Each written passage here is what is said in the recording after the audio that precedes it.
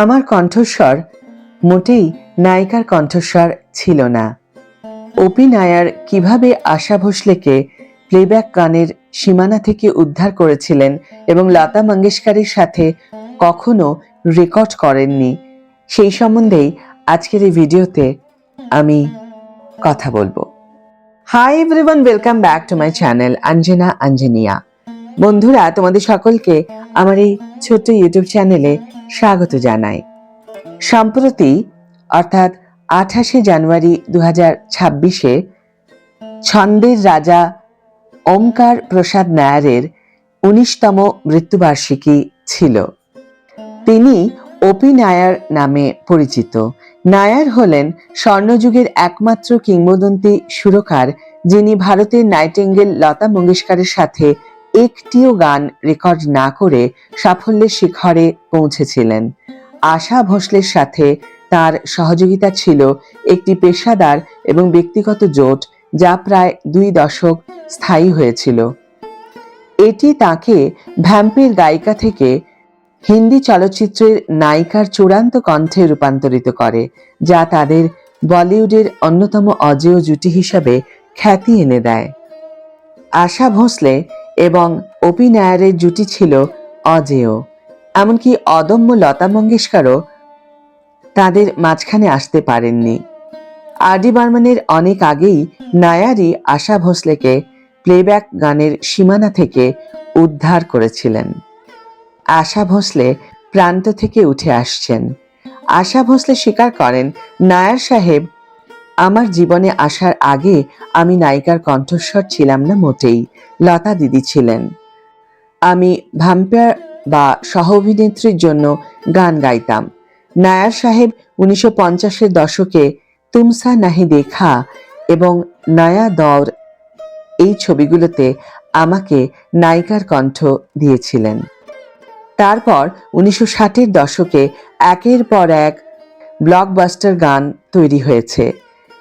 মুঝে তো ইয়াদ ভি নেই কিতনে সারা হিট গানে আয়ে, আশা বলেন। গায়িকা নায়ারের প্রশংসা করে আরও বলেন, তার নিজস্ব সুরের ধরন ছিল খুবই স্বতন্ত্র, পাঞ্জাবি ছিলেন খুবই দৃঢ়।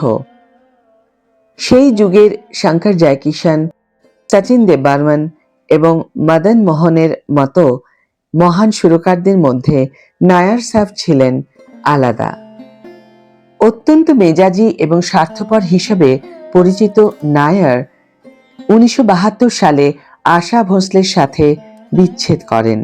স্পষ্টতই নায়ার তার রচনায় আশাজির জাদু পুনরুজ্জীবিত করার প্রতিশ্রুতি দিয়েছিলেন। 1970 এবং 80-র দশকে কৃষ্ণা কাল্লে এবং দিলরাজ কৌরের মতো কণ্ঠ দিয়ে আশাজির জাদু পুনরুজ্জীবিত করার তার প্রচেষ্টা শোচনীয়ভাবে ব্যর্থ হয়েছিল।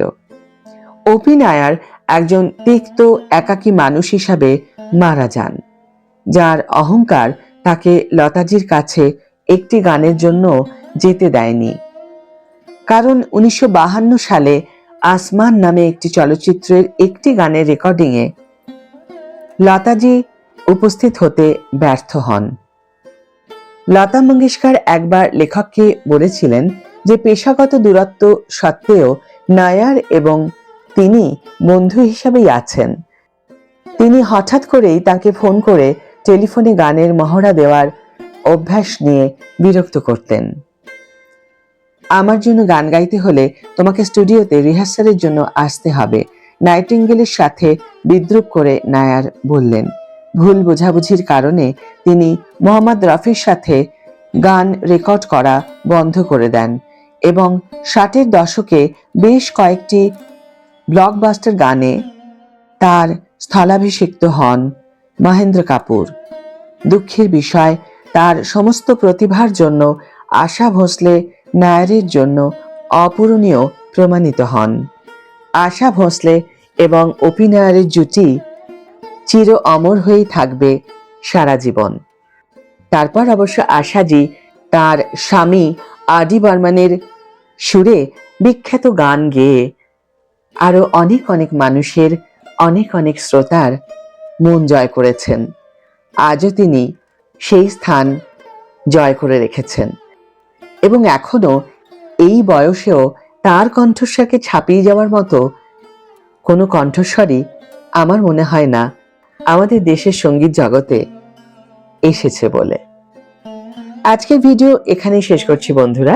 ভিডিওটি যদি ভালো লেগে থাকে তাহলে অবশ্যই একটি ছোট্ট করে লাইক দিও, শেয়ার করো বন্ধুদের সাথে, কমেন্ট করে জানিও তোমাদের মতামত।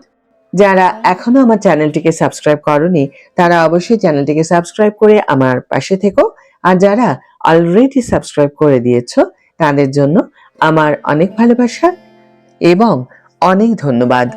আজ তাহলে বিদায় বন্ধু, দেখা হবে পরের ভিডিওতে।